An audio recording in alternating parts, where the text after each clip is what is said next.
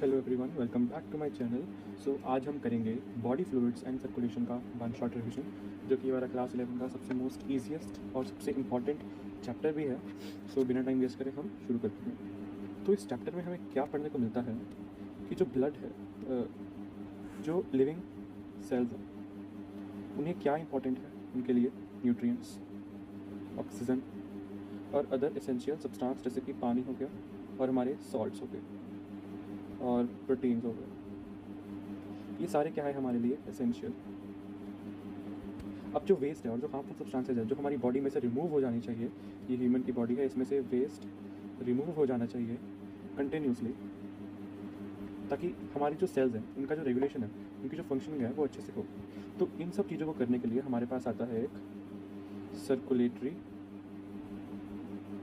System, जो इन सभी चीज़ों को, हमारे जो nutrients, oxygen, H2O, salts, proteins, wastage removal, इन सबको रेगुलेट करता है और इसको हम कहते हैं सर्कुलेटरी सिस्टम। जो कॉम्प्लेक्स ऑर्गेनिजम्स हैं उनमें स्पेशल फ्लूइड पाए जाते हैं जो इस सर्कुलेटरी सिस्टम का रेगुलेशन करें। तो कॉम्प्लेक्स ऑर्गेनिजम्स में होते हैं फ्लूइड्स, स्पेशलाइज्ड फ्लूइड्स। अब ब्लड है मोस्ट कॉमन, जो कि हायर एनिमल्स में पाया जाता है, जैसे कि हम ह्यूमंस हो गए, बर्ड्स हो गए, रेप्टाइल्स, एम्फीबियंस, स्पाइसेस जो भी हो गए, उनमें ब्लड पाया जाता है। साथ ही साथ लिम्फ पाया जाता है, जो हेल्प करता है ट्रांसपोर्ट ऑफ सर्टेन सब्सटेंसेस। ठीक है, कुछ पर्टिकुलर सब्सटेंसेस होंगे जिनकी ट्रांसपोर्टेशन करेगा हमारा लिम्फ। कौन से होते हैं वो हम आगे बढ़ेंगे। अब ब्लड है सबसे ज़्यादा मोबाइल कनेक्टिव टिश्यू, यानी कि मोबाइल मतलब वो पूरी बॉडी में, आप चाहे सिर ले लो, हमारा सिर से लेकर हमारे पैरों तक हमारे अंदर खून है। तो यानी कि जो हर जगह पैदा हो, हर जगह पाया जाए वो मोबाइल, जो बहुत ही कम जगह या नाव के बराबर पाया जाए वो रिमोट। तो ब्लड एक मोबाइल कनेक्टिव टिश्यू है, यानी कि वो हमारी पूरी बॉडी में पाया जाता है, जो कि कंसिस्ट करता है किसका, हमें पता है। जो हमारा ब्लड है उसमें क्या क्या होता है। हमारे ब्लड में होता है हमारे ब्लड में होता है प्लाज्मा, हमारे ब्लड में होते हैं फॉर्म्ड एलिमेंट्स जो होते हैं आरबीसीज, डब्ल्यूबीसीज और प्लेटलेट्स।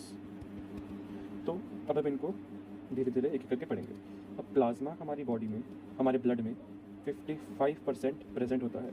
जितना भी हमारी हमारी जो कॉम्पोजिशन है ब्लड की, उसका 55% पार्ट जो है वो है प्लाज्मा। ये साथ साथ आप अगर लिखते जाओ तो आपको बहुत हेल्प होगी बाद में। ठीक है, अब आते हैं हमारे पास इस तरफ फॉर्म्ड एलिमेंट्स। फॉर्म्ड एलिमेंट्स कम से कम 45% कंप्राइज करते हैं। This is your formed elements, जो हमारे आरबीसीज, डब्ल्यूबीसीज, प्लेटलेट्स, थोड़े बहुत प्रोटीन्स वगैरह भी आ गए। तो वैसे तो वो प्लाज्मा ही होते हैं मेनली। ठीक है, अब प्लाज्मा क्या है? जो खून है। अब खून को लिक्विड कौन बना रहा है, खून को फ्लूइड कौन बना रहा है? प्लाज्मा। क्योंकि आरबीसी क्या है, एक सॉलिड है, डब्ल्यूबीसी भी एक सॉलिड सेल है। ठीक है, और जो प्लेटलेट्स हैं वो भी सॉलिड सेल हैं। तो जो ब्लड को बहने का काम कर रहा है, ब्लड का जो फ्लो करवा रहा है, जो ब्लड को फ्लूइड बना रहा है, वो कौन करता है काम? प्लाज्मा। ठीक है, अब प्लाज्मा किससे मिलकर बना है? प्लाज्मा में 90 to 92% कुछ लिक्विड होगा, तभी वो लिक्विड है। क्या है वो लिक्विड? पानी। और 6 to 8% हमारे पास क्या आते हैं? प्रोटीन्स। क्योंकि ये एकदम लिक्विड नहीं होता, हल्का सा गाढ़ा होता है। आपने देखा होगा खून, मतलब बहुत ज़्यादा थिक नहीं होता, बहुत ज़्यादा पतला नहीं होता, मीडियम में होता है। वो होता है क्यों? ताकि क्योंकि उसमें प्रोटीन्स होते हैं। ठीक है जी। अब जो प्लाज्मा है वो होता है हमारा पेल येलो कलर का। ये सब मुझे बताने की ज़रूरत नहीं, बिकॉज ये पता है हमें, हम 10th से पढ़ते आ रहे हैं, तो एक वन शॉट में इसकी ज़रूरत नहीं है। अब प्लाज्मा की हम पढ़ेंगे कॉम्पोजिशन।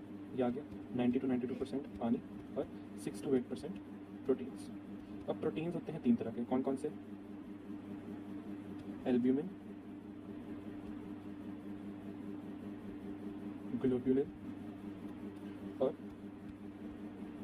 फाइब्रिनोजन। इसमें और टाइप्स भी होती हैं, प्रोथ्रोम्बिन और इम्यूनोग्लोब्यूलिन। वो मैं आपको आगे पढ़ाऊंगा जब हम पढ़ेंगे कोआगुलेशन ऑफ ब्लड। सो अभी के लिए इतना ही बहुत है।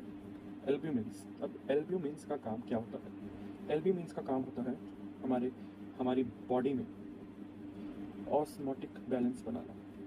अगर किसी सेल में डिहाइड्रेशन हो गई है तो यहाँ से प्लाज्मा खींचकर उस डिहाइड्रेटेड सेल में भेज देना। ठीक है, ये आ गया हमारा एल्ब्यूमिन। ग्लोब्यूलिन का काम क्या होता है? वो करवाएगा हमसे हमारी बॉडी का डिफेंस मैकेनिज्म चलाएगा वो। डिफेंस मैकेनिज्म क्या होता है, अगर हमारी बॉडी में सपोज कोई एंटीजन आ गया, कोई फॉरेन पार्टिकल आ गया, सपोज एक सेल है, उस पर किसी एंटीजन ने अटैक कर दिया, तो उस एंटीजन के खिलाफ जो एंटीबॉडी बनाएगा वो कौन काम करेगा, हमारा ग्लोब्यूलिन।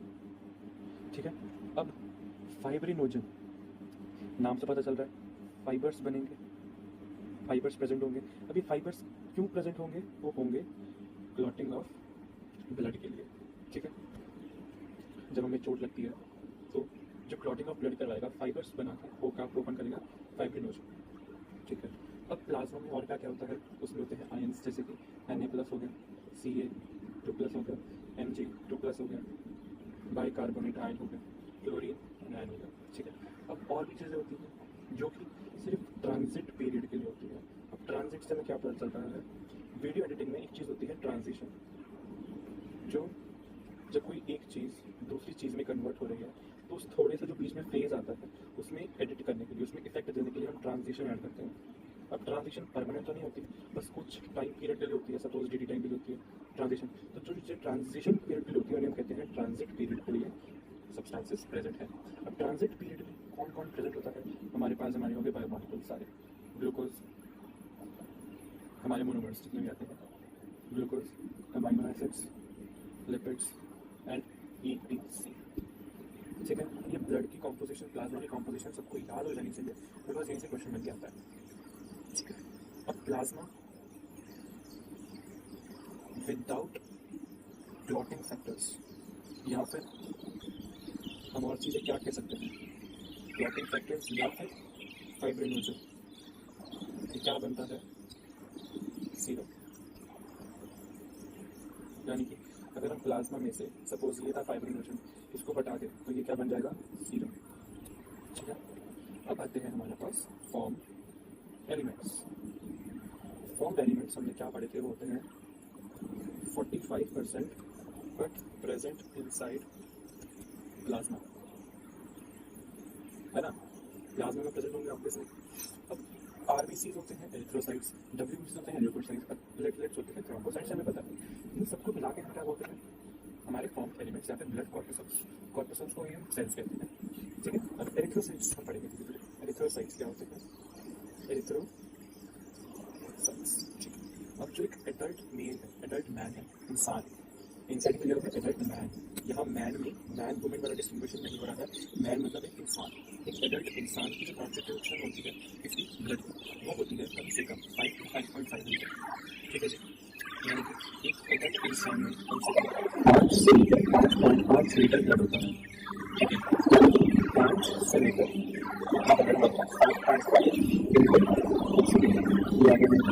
5,000 से 500 ml।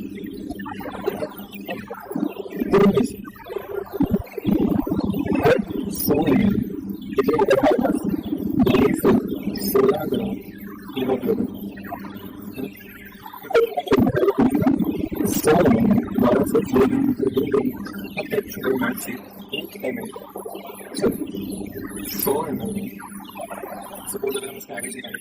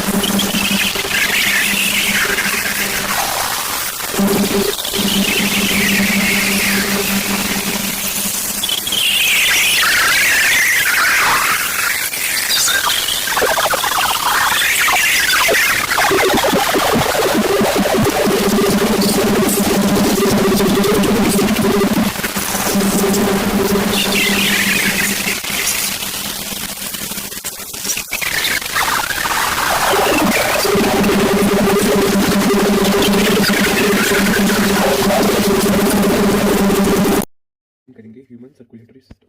तो ह्यूमन सर्कुलेटरी सिस्टम में सबसे पहले आता है हमारे पास हार्ट, और हमारा जो ह्यूमन सर्कुलेटरी सिस्टम है वो बना है हार्ट से, ब्लड से और ब्लड वेसल्स से। ठीक है, सबसे पहले हम करते हैं हार्ट। हार्ट की 3 कवरिंग होती है। पहली होती है आउटर कवरिंग, जिसको हम बोलते हैं फाइब्रस पेरिकार्डियम। ठीक है, फाइब्रस पेरिकार्डियम होती है, ये डेंस इरेगुलर कनेक्टिव टिश्यू से बनी होती है।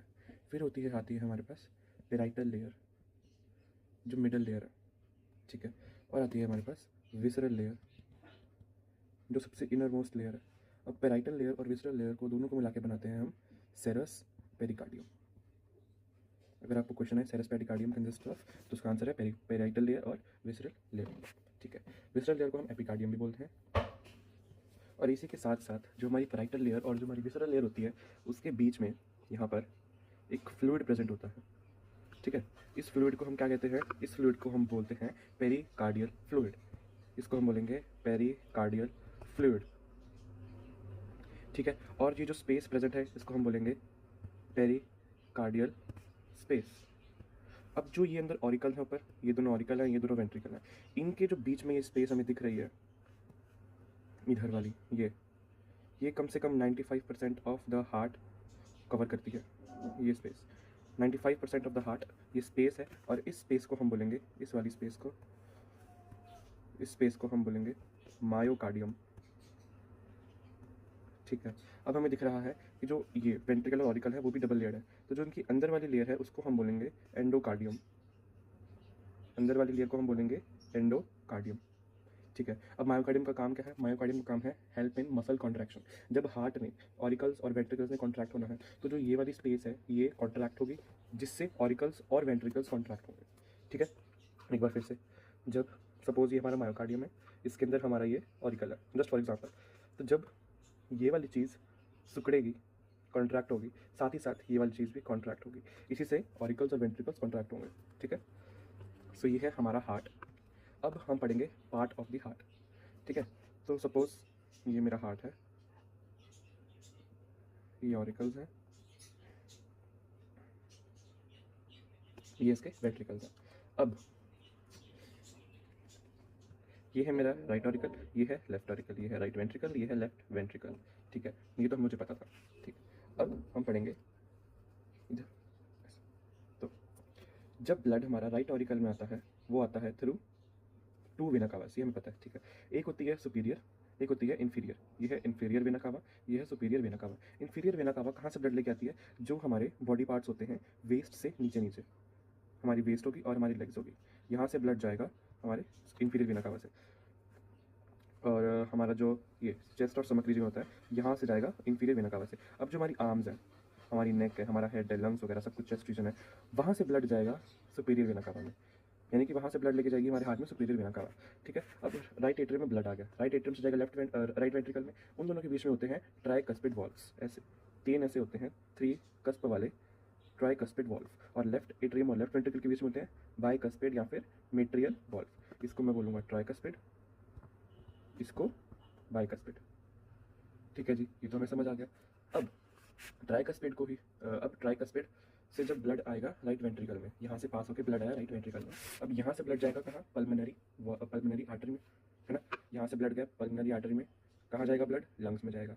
अब जो राइट वेंट्रिकल और पल्मोनरी आर्टरी के बीच में जो प्रेजेंट होता है वॉल्व, उसको हम बोलते हैं semi lunar pulmonary valve. Semi lunar क्यों? क्योंकि वो कुछ इस शेप में होता है, ऐसे चांद की शेप में। ठीक है, तो इसको हम बोलेंगे सेमी ल्यूनर वॉल्व। ठीक है जी, अब आता है हमारा सेपरेशन। जो राइट वेंट्रिकल, जो राइट पार्ट और लेफ्ट पार्ट को सेपरेट करता है, उसको हम बोलते हैं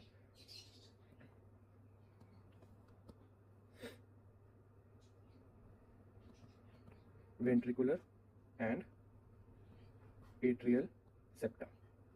वेंट्रिकल वाला थिक होता है, एट्रियल वाला थिन होता है। ठीक है, फिर आता है सेपरेशन ऑरिकल्स और वेंट्रिकल्स के बीच में, इसको हम क्या बोलेंगे? Atrio ventricular septa. ये होता है थिक। ठीक है, ये आ गया हमारे पास इतना। फिर आता है हमारे पास एट्रियल वॉल्व। एट्रियल वॉल क्या होती है? जो हमारे एट्रियम की वॉल होती है वो होती है थिन, और हमारे वेंट्रिकल्स की होती है थिक। ठीक है, ये है हमारे पास एट्रियल वॉल, और इधर है हमारे पास वेंट्रिकुलर वॉल। तो ये होती है थिक और एट्रियल वाली होती है थिन। अब थिन क्यों होती है? देखो समझने वाली बात है, ब्लड जाएगा ऑरिकल से नीचे वेंट्रिकल में, तो उसको ज़्यादा फोर्स नहीं लगेगी नीचे भेजने में, बिकॉज ड्यू टू ग्रेविटी नीचे चला जाएगा अपने आप ही। अब जो वेंट्रिकल है उसने ब्लड ज़्यादा प्रेशर में भेजना है, कहाँ? पल्मोनरी आर्टरी में। अब पल्मोनरी आर्टरी से में जब वो भेजेगा तो जो उसकी वॉल्स है वो बर्स्ट आउट ना हो जाए, इतनी फोर्स लगानी है उसमें ताकि ब्लड का बैकफ्लो ना हो। तो जितनी फोर्स वो लगाएगा वेंट्रिकल, उतने चांसेस है वेंट्रिकल के फटने के, बर्स्ट होने के। तो जितनी वॉल थिक होगी उतना ही उस पर कम इफेक्ट पड़ेगा उसकी फोर्स का। तो इसीलिए एट्रियम की जो वॉल होती है वो थिन होती है और वेंट्रिकल की थिक होती है। और हमारे पास आता है पल्मोनरी आर्टरी, ये हमने पढ़ ली, पल्मोनरी आर्टरी होती है। और एक होती है अयोटा, जो लेफ्ट वेंट्रिकल से निकलती है पूरी बॉडी में और वो ब्लड स्प्रेड आउट कर देती है। ठीक है, तो ये थे हमारे पार्ट्स ऑफ द हार्ट। तो अब हम बढ़ते हैं आगे मसल्स ऑफ द हार्ट पे। तो ये हार्ट है, ये वेंट्रिकल्स है। ठीक है, अब जब हार्ट में जब ऑरिकल से कॉन्ट्रैक्ट होना है तो उसमें कोई मसल्स प्रेजेंट होंगी जो इसकी कॉन्ट्रैक्शन में हेल्प करेगी। सो जो ऑरिकल्स होते हैं वहाँ पे से इन फोल्डिंग्स के फॉर्म में मसल्स प्रेजेंट होती है। इन मसल्स को बोलते हैं पेक्टिनेट मसल्स। पेक्टिनेट मसल्स जो ऑरिकल्स के कॉन्ट्रैक्शन में हेल्प करती है। ठीक है, ऑरिकल्स के कॉन्ट्रैक्शन में हेल्प करते हैं पेक्टिनेट मसल्स। फिर आती है हमारे पास वेंट्रिकल। वेंट्रिकल में कुछ इस तरीके से यहाँ पर ऐसे प्रेजेंट होती हैं दोनों तरफ, और इसके ऊपर होते हैं पेपिलरी मसल्स। ठीक है, तो जो नीचे था वो होता है कॉलम ने सरने, और ऊपर होता है, और इसके ऊपर होते हैं यहाँ से पेपिलरी मसल्स। ठीक है, पेपिलरी मसल्स हैं। अब यहाँ पर जो ट्राइकस्पिड वॉल्व थे, यहाँ बाइकस्पिड वॉल्व थे। इन वॉल्व से और पेपिलरी मसल से ऐसे थ्रेड लाइक कॉर्डे टेंडिने, इनको हम बोलते हैं कॉर्डे टेंडिने। इनका काम क्या होता है, जब ब्लड फ्लो नीचे आ रहा है उसके बाद जब ब्लड ऊपर जाएगा पल्मोनरी आर्टरी में, तो जब ब्लड ऊपर जा रहा है तो ब्लड कहीं यहाँ से घुसकर वापस ऑरिकल्स में ना चला जाए। तो ये क्या करता है, इनका काम क्या होता है, ये जो हमारे ट्राइकस्पिड या बाइकस्पिड वॉल्व है उनको अंदर फोल्ड नहीं होने देता, ऐसे कि हाँ कहीं ऐसे अंदर को फोल्ड हो जाए और ब्लड अंदर चला जाए यहाँ से ऐसे ऐसे। जिससे हमारा सपोज बाइकस्पिड वॉल्व है, ये ऐसे होता है, ब्लड का फ्लो हुआ ऊपर को और ये अंदर को ऐसे फोल्ड हो गया, जिससे क्या हुआ, ब्लड अंदर चला गया। ठीक है, सो ये थे हमारे मसल्स ऑफ द हार्ट। अब हम पढ़ेंगे conduction system of the heart. तो हमें पता है कि जो हार्ट होता है वो मायोजेनिक इन नेचर होता है। अब ये वर्ड बहुत इंपॉर्टेंट है, ये क्वेश्चन में आ जाता है, heart is myogenic in nature, ये आ गया आपका एसेशन में। इसका रीजन आ जाएगा, इसका रीजन क्या आएगा, जो कंट्रैक्शन और रिलैक्सेशन है वो कंट्रोल होती है मसल्स के हार्ट के द्वारा ही। यानी कि एसेशन में आ गया कि हार्ट जो है वो मायोजेनिक है। रीजन क्या आएगा कि जो कंट्रैक्शन और रिलैक्सेशन है हार्ट के,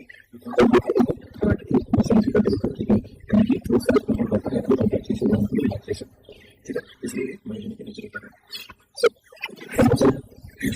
कार्डियक मसल्स, हमें पता है हार्ट में होती है कार्डियक मसल्स।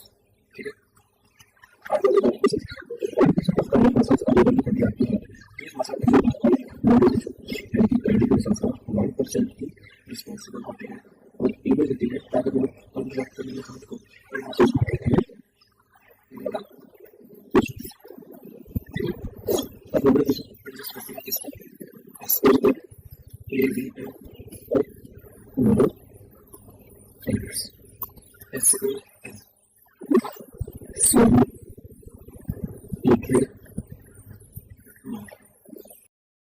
एवीएन मतलब एट्रियो वेंट्रिकुलर नोड और नोडल फाइबर। अब जो हमारा हार्ट है, ये हमारा हार्ट है, ठीक है, राइट एट्रियम के टॉप पर यहाँ होता है एसएएन और यहाँ बॉटम पे होता है एवीएन। ठीक है, एसएएन ने सिग्नल भेजा लेफ्ट एट्रियम पे, साथ ही साथ जो सिग्नल भेज दिया एवीएन को। ठीक है, अब वो क्या सिग्नल भेजा मैं आपको आगे बताऊंगा। एवीएन से सिग्नल जाएगा, यहाँ से दो बंडल्स जाते हैं, एक बंडल होता है लेफ्ट नोडल फाइबर का और एक होता है राइट नोडल फाइबर का। ठीक है, अब यहाँ से जो है सिग्नल जाएगा वेंट्रिकल्स को, ऐसे इनको हम बोलते हैं, जो छोटे छोटे हैं इनको हम बोलते हैं पुरकिंजी फाइबर। ठीक है, इनको हम बोलते हैं पुरकिंजी फाइबर। अब हम एक बार इसका ब्रीफ समझ लेते हैं। तो जो एसएएन होता है वो प्रेजेंट होता है अपर राइट कॉर्नर पे, राइट एट्रियम के। ऐसे नोड इनिशिएट करता है कार्डियक रिदम को, इसलिए उसको बोलते हैं पेसमेकर ऑफ द हार्ट। ऐसे नोड प्रोड्यूस करता है maximum number of action potential. Action potential वो करता है प्रोड्यूस, दैट इज कि 72 to 75 टाइम्स पर मिनट हमारा हार्ट बीट करेगा, इसलिए हमारी हार्ट बीट होती है वो 72 टाइम्स पर मिनट होती है। अब एक्शन पोटेंशियल मतलब वो सिग्नल भेजेगा 70 to 75 टाइम्स पर मिनट अपने यहाँ एसएएन, यहाँ से सिग्नल भेजेगा वो इतनी देर, एक मिनट में 70 to 75 टाइम्स कि भाई तुम कॉन्ट्रैक्ट हो जाओ, तुम रिलैक्स हो जाओ, तुम रिलैक्स हो जाओ, तुम कॉन्ट्रैक्ट हो जाओ। और एवी नोड होता है लोअर लेफ्ट कॉर्नर पे, राइट एट्रियम के। अब जो नोडल फाइबर होती है वो इमर्ज होती है एवी नोड से, वो पास थ्रू करती है एट्रियो वेंट्रिकुलर सेप्टा और टॉप ऑफ द वेंट्रिकुलर वो सेपरेट हो जाती है राइट बंडल ब्रांच में ये और लेफ्ट बंडल ब्रांच में। अब इन ब्रांचेस से छोटे छोटे फाइबर्स इमर्ज आउट होते हैं जिनको बोलते हैं पुरकिंजी फाइबर, और पुरकिंजी फाइबर प्रेजेंट होते हैं मसल्स में, वेंट्रिकल्स के। ठीक है, अब प्रोसेस क्या है इसका, ऐसे नोड था, ऐसे नोड ने एक्शन पोटेंशियल जनरेट करा, किसको भेजा, एक्शन पोटेंशियल उन्होंने भेजा एवी नोड तक, एवी नोड में और लेफ्ट एट्रियम में। ठीक है, भेज दिया। अब एवी नोड से आगे क्या होगा, एवी नोड भेजेगा अपना सिग्नल आगे, इसको नोडल फाइबर को भेज दिया। अब नोडल फाइबर क्या होगा, डिवाइड हो जाएगा लेफ्ट में और राइट में, और जो राइट और लेफ्ट वाले हैं वो आगे, उनमें आगे डेवलप हो जाएंगे पुरकिंजे फाइबर, और इससे क्या होगा, वेंट्रिकल कॉन्ट्रैक्ट। ठीक है, अगर ऐसे नोड स्टॉप हो जाए काम करना, अगर उनका काम पेसमेकर काम रोक दे, बंद कर दे, तो काम शुरू हो जाएगा एवी नोड का, लेकिन थोड़ा स्लो। तो इससे क्या होगा, हमारा जो हार्ट होगा वो 40 टाइम्स पर मिनट बीट करेगा सिर्फ। पहले कितना करता था, 72, अब करेगा 40, तो इतना डिफरेंस आ जाएगा। अब अगर एवी नोड भी काम करना बंद कर जाए तो हमारे जो नोडल फाइबर्स हैं वो काम संभालेंगे, लेकिन उनकी स्पीड इतनी स्लो होती है कि बंदे का हार्ट बीट करना बहुत ही मुश्किल हो जाता है। इसलिए हम एक आर्टिफिशियल पेसमेकर ऐड करते हैं हार्ट में, जिससे कि जो बंदे का हार्ट है वो ढंग से अच्छी स्पीड में अच्छे पेस में बीट करे। ठीक है, अब हमारा जो है सबसे ज़्यादा इंटरेस्टिंग टॉपिक है जो शुरू होता है कार्डियक साइकिल का। ठीक है, कार्डियक साइकिल इंक्लूड करती है जितने भी हमारे इलेक्ट्रिकल इवेंट्स हैं, यानी कि एक्शन पोटेंशियल जनरेट हो रहा है, उन सारे इवेंट्स को जो अकर हो रहे हैं उनको इंक्लूड करने वाली साइकिल को हार्ट के अंदर हम कहते हैं कार्डियक साइकिल, या फिर इसको कह सकते हैं कि सीक्वेंशियल इवेंट है, सीक्वेंस में होने वाला इवेंट का एक कह सकते हैं गठबंधन है, जिसमें हार्ट साइक्लिकली इन इवेंट्स को रिपीट करता है। या फिर कार्डियक साइकिल इंक्लूड करते हैं कॉन्ट्रैक्शन और relaxation of atrium and ventricles, जो इवेंट्स होती हैं हमारी एक हार्ट बीट में और जो हमारी दूसरी हार्ट बीट में अकर होते हैं, उन्हें हम कहते हैं कार्डियक साइकिल। आपने सुना होगा जो हमारी जो एक हार्ट बीट होती है और जो दो हार्ट बीट होती है, उन दोनों को मिला के हम बोलते हैं वन साइकिल। यानी कि जो हमें सुनती है साउंड ऑफ धक धक, ये एक हार्ट बीट है, ये दूसरी हार्ट बीट है, इसको हम बोलते हैं कार्डियक, वन कार्डियक साइकिल में आने वाली साउंड, दैट इज धक धक। ठीक है, अब हम बढ़ते हैं हमारे टॉपिक पर, कार्डियक साइकिल। इससे पहले हमें जो टर्म्स है वो जाननी है। एक होती है सिस्टोल, एक होती है डायस्टोल। सिस्टोल मतलब कॉन्ट्रैक्शन या फिर रीपोलराइजेशन, डायस्टोल मतलब रिलैक्सेशन या फिर डीपोलराइजेशन। सॉरी, यहाँ पर होता है डीपोलराइजेशन और रिलैक्सेशन को हम बोलते हैं रीपोलराइजेशन। ठीक है, अब शुरुआत होती है हमारे जॉइंट डायस्टोल से। जॉइंट डायस्टोल क्या होता है? जॉइंट मतलब गठबंधन, सारे साथ साथ है। और डायस्टोल हमने भी पढ़ा था रिलैक्स, यानी कि चारों चेंबर अभी हमारे रिलैक्स्ड है। ठीक है, इस मोमेंट पर चारों चेंबर हमारे रिलैक्स्ड है। क्या होगा? ब्लड आएगा वेना कावा से हमारे एट्रियम में। ठीक है, जो प्रेशर ऑफ ब्लड है, जो ट्राइकस्पिड वॉल्व क्या होता है हार्ट में हमारा, सपोज ये एट्रियम है और ये हमारा वेंट्रिकल है। ठीक है, यहाँ से ब्लड आया, यहाँ पर ब्लड इकट्ठा हो गया। अब अगर जब भी भरता जाएगा तो जो हमारे ट्राइकस्पिड वॉल्व वो खुल जाएंगे और यहाँ से ब्लड आ जाएगा नीचे। अब ये बिना किसी कॉन्ट्रैक्शन के हो रहा है, तो ये क्या होगा? पैसिव फिलिंग, जिसमें कोई एनर्जी रिक्वायर्ड नहीं है हमें ब्लड को भेजने में। ठीक है, हम कोई एनर्जी नहीं लगा रहे। अब इसको बोलेंगे पैसिव फिलिंग। जैसे ही पैसिव फिलिंग स्टार्ट होगी, ऐसे नोड को एक्शन पोटेंशियल जनरेट करना है कि भाई अब तुम अपना काम शुरू कर दो। सो ऐसे नोड अपना भेजेगा एक्शन पोटेंशियल एवी नोड को। यहाँ पर था हमारा एवी नोड। ठीक है, तो क्या हुआ? ट्राइकस्पिड और बाइकस्पिड वॉल्व खुल गए, ब्लड फ्लो हुआ एट्रिया से वेंट्रिकल में, पैसिव फिलिंग हुई बिना कॉन्ट्रैक्शन के। इस स्टेज पर जो सेमिनल वॉल्व है वो क्लोज रहती है। क्यों? क्योंकि इस टाइम पर हमने अभी ब्लड को पल्मोनरी आर्टरी और आयोटा में नहीं भेजना। ठीक है, पैसिव फिलिंग हुई ब्लड की कहाँ से? राइट एट्रियम से राइट वेंट्रिकल में, बिना किसी कॉन्ट्रैक्शन के। इस टाइम पर ऐसे नोड जो है वो अपना भेजेगी एक्शन पोटेंशियल किसको? ईवी नोड को भेजेगी, जिससे क्या कॉन्ट्रैक्शन होगी ऑरिकल्स की। ठीक है, यहाँ पर भी आ गया था ब्लड हमारा पल्मोनरी वेन से। सो यहाँ से आएगा यहाँ पर और यहाँ से आएगा यहाँ पर, दोनों हो जाएंगे हमारे कॉन्ट्रैक्ट। ब्लड आ गया नीचे वेंट्रिकल्स में। ठीक है, ब्लड आ गया वेंट्रिकल्स में, ऊपर से नीचे आ गया ब्लड हमारा फ्लो हो गया, ये हमारा ब्लड आ गया नीचे। ठीक है, वेंट्रिकल्स में आ गया, यहाँ पर तो भी CO2 वाला ब्लड है, लेकिन यहाँ पर O2 वाला ब्लड है। ठीक है, अब जो एट्रियल कॉन्ट्रैक्शन हुई, इससे क्या होगा? जो ऐसे नोड ने बोला, ऐसे नोड के कारण जो एट्रियल कॉन्ट्रैक्शन हुई, एक्शन पोटेंशियल के कारण जितनी भी कॉन्ट्रैक्शन हुई एट्रियल की, वो 30% बढ़ गई पहले से, है ना? क्योंकि पहले क्या था? पहले होती थी पैसिव फिलिंग, बिना किसी एनर्जी के, बिना किसी कॉन्ट्रैक्शन के। जैसे ही कॉन्ट्रैक्ट हुआ 30% उसका रेट बढ़ गया, और इस फीलिंग को हम बोलेंगे एक्टिव फीलिंग, क्योंकि इसमें एनर्जी रिक्वायर्ड है, कॉन्ट्रैक्शन हो रही है, मतलब इसमें एनर्जी रिक्वायर्ड है, तो वो 30% बढ़ा देगा रेट को of blood flow from atrium to ventricle. अब जो एक्शन पोटेंशियल है वो कहाँ पहुंचेगा था? ईवी नोड में, नोडल टिश्यूज और पुरकिंजे फाइबर में। इस टाइम पर जैसे ही एक्शन पोटेंशियल जनरेट होगा और ब्लड नीचे पहुंच जाएगा, इसको हम बोलेंगे एंड ऑफ डायस्टोल। ठीक है, एंड ऑफ डायस्टोल क्यों? क्योंकि अब ये कॉन्ट्रैक्ट हुए थे एट्रियम्स और ये जो हमारे वेंट्रिकल्स थे, फिलहाल अभी रिलैक्स है, लेकिन इसके जस्ट बाद ही उनका जो रिलैक्सेशन है वो खत्म हो जाएगा और वो कॉन्ट्रैक्ट करेंगे। ठीक है, अब एंड ऑफ डायस्टोल वॉल्यूम, इसमें एंड ऑफ डायस्टोल किसका है? इसमें एंड ऑफ डायस्टोल है हमारे एट्रिया का। ठीक है, इस टाइम पर जो वेंट्रिकल्स में जितना भी वॉल्यूम होगा ब्लड का, उसको बोलेंगे एंड ऑफ डायस्टोलिक वॉल्यूम, क्योंकि इसके बाद तो ये भी डायस्टोल में नहीं रहेंगे, ये भी सिस्टोल में चले जाएंगे हमारे वेंट्रिकल्स। सो इस टाइम जो ब्लड का वॉल्यूम होता है वो होता है 120 ml, दोनों में 120 ml, इसमें 120 ml, इसको हम बोलेंगे एंड ऑफ डायस्टोलिक वॉल्यूम। अब दोनों में फीलिंग हुई तो एक एंड ऑफ वेंट्रिकुलर रिलैक्सेशन आ गया, इसलिए इसको बोलते हैं एंड डायस्टोलिक वॉल्यूम। अब आएगा वेंट्रिकुलर कॉन्ट्रैक्शन। जब वेंट्रिकल कॉन्ट्रैक्ट होंगे उसी टाइम पर एट्रियल जो होंगे हमारे वो रिलैक्स पोजीशन में आ जाएंगे, दोनों साथ साथ चलेंगे। प्रोसेस एट्रियल का कॉन्ट्रैक्ट रिलैक्सेशन और वेंट्रिकल का कॉन्ट्रैक्शन दोनों साथ साथ चलेंगे। अब जो वेंट्रिकुलर कॉन्ट्रैक्शन है वो इंक्रीज कर देगा वेंट्रिकुलर प्रेशर को। ठीक है, इससे क्या होगा? जो ट्राइकस्पिड और बाइकस्पिड वॉल्व है वो बंद हो जाएंगे। क्यों? क्योंकि अब हमें नहीं चाहिए कि ब्लड का बैक फ्लो हो, है ना? तो हमने भी पढ़ा था ऊपर कि हमारे जो मसल्स होते हैं यहाँ पे कॉर्डे टेंडिने, ये क्या करेंगे? ट्राइकस्पिड और बाइकस्पिड वॉल्व को बंद कर देंगे, जिससे बैक फ्लो ऑफ ब्लड ना हो। ठीक है, अब जब हमारी पहली बारी ट्राइकस्पिड वॉल्व और बाइकस्पिड वॉल्व बंद होंगे, इसको हम बोलेंगे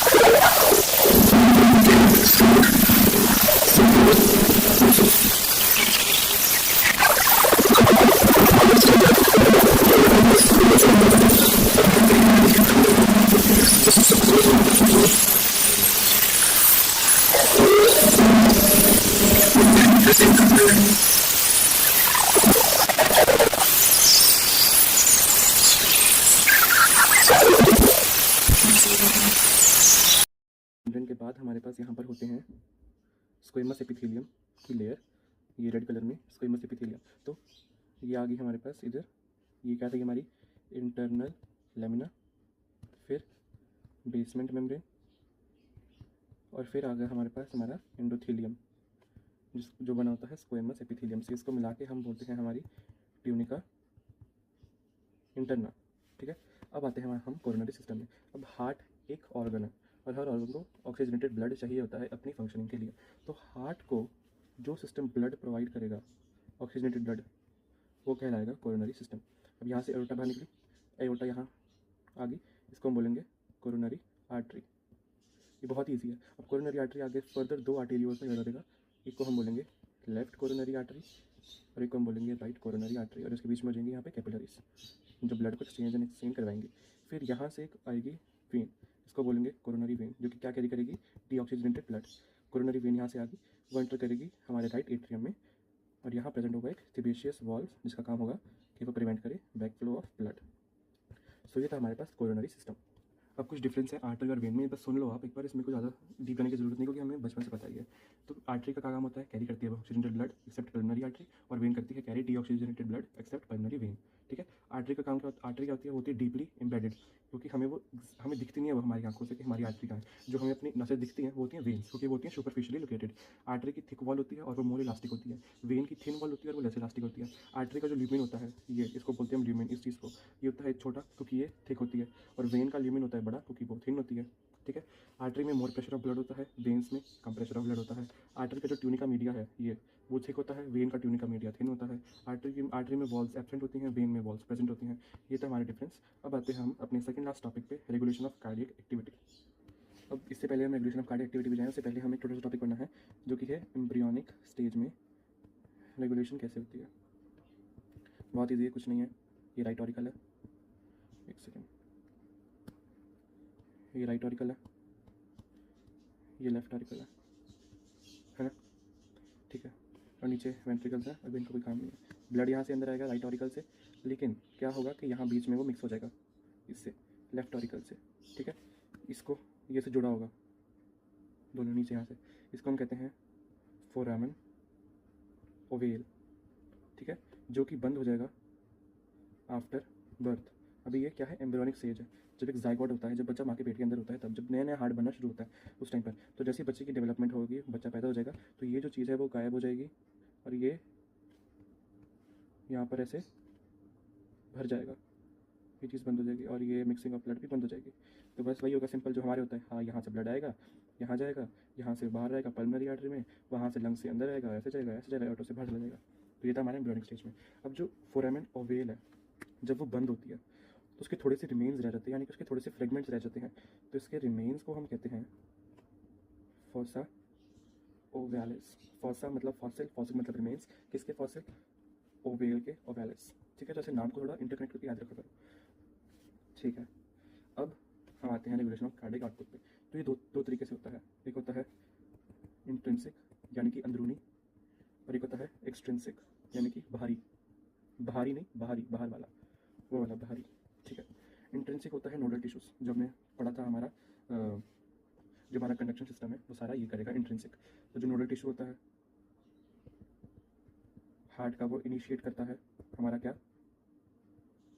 कार्डियक रिदम, जो हमने पढ़ा था हमारा AV node, SA node, nodal fibre, nodal tissue, ये सारा होता है, ये सारा क्या होता है, intrinsic regulation of cardiac activity. एक होता है एक्सट्रिंसिक, जो कि हमारे न्यूरॉन्स, हमारा नर्वस सिस्टम कंडक्ट करेगा, न्यूरल रेगुलेशन, जो कहाँ प्रेजेंट होता है, मेड्यूला ऑब्लोंगाटा।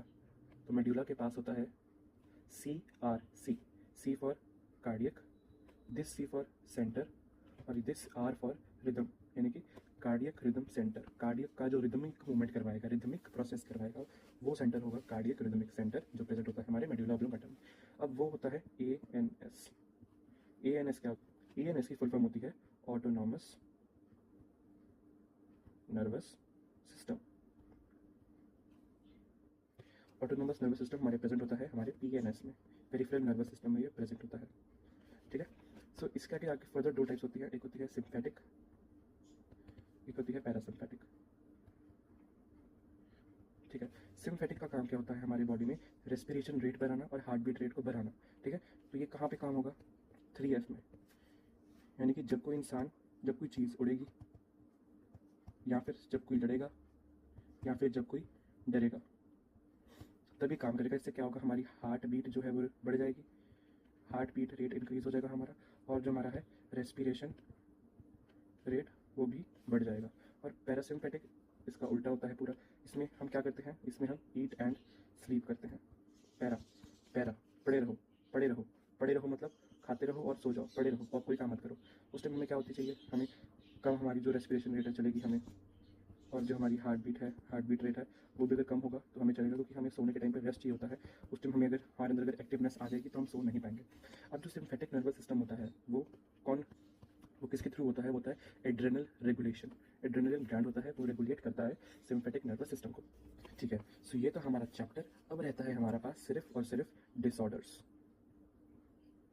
डिसऑर्डर्स हमारे पास रह गए हैं, उसका हम फटाफट एक एक्सप्लेनेशन कर लेते हैं। सो हमारी जो फर्स्ट डिसऑर्डर है वो सबसे ज़्यादा कॉमन है हमारे इंडिया में, विच इज़ मतलब ह्यूमन बींग्स में, which is known as hypertension. BP का बढ़ जाना। बीपी का बढ़ता है, आप ज़्यादा गुस्सा करो, ज़्यादा टेंशन लो, ज़्यादा नमक वाली चीज़ खा लो, है ना, इसी से तुम्हारा ब्लड प्रेशर बढ़ जाता है। अब हाइपरटेंशन क्या होता है, हमारा जो नॉर्मल होता है ब्लड प्रेशर क्या होता है, ब्लड प्रेशर होता है ब्लड जो प्रेशर एग्जर्ट करे, जो फोर्स एग्जर्ट करे किस पर, ब्लड वेसल्स पे। जितना फोर्स वो सिस्टोल में करेगी उसको बोलेंगे सिस्टोलिक ब्लड प्रेशर, जितना वो अपने डायस्टोल में करेगी, जब हार्ट डायस्टोल में होगा, रेस्ट में होगा अपने, तो उस टाइम पर जितना ब्लड प्रेशर हमारी ब्लड वेसल्स पर एक्सर्ट किया जाएगा हमारे ब्लड के द्वारा, उसको बोलेंगे डायस्टोलिक ब्लड प्रेशर। तो सिस्टोलिक ब्लड प्रेशर होता है 120 mmHg और डायस्टोलिक ब्लड प्रेशर होता है 80 mmHg। ये होता है नॉर्मल। अगर ये 120 से 140 पर चला जाए तो भी दिक्कत है, अगर ये 80 से 90 पर चला जाए तो भी दिक्कत है, ठीक है। अब हमें समझ आ गया कि ब्लड प्रेशर क्या होता है, जो फोर्स या प्रेशर एक्सर्ट हो जा रही है हमारे ब्लड के द्वारा हमारी आर्टरी या वेन्स पर, ठीक है, उसको हम बोलेंगे ब्लड प्रेशर। अब जब हार्ट हमारे कॉन्ट्रैक्शन वाली स्टेज में है, जब वेंट्रिकल्स हमारे कॉन्ट्रैक्ट हो रहे हैं और ब्लड हमारे आयोटा के थ्रू हमारी बॉडी में जा रहा है, उस टाइम पर जो प्रेशर एक्सर्ट होगा हमारी ब्लड वेसल्स पे, उसको हम बोलेंगे सिस्टोलिक ब्लड प्रेशर।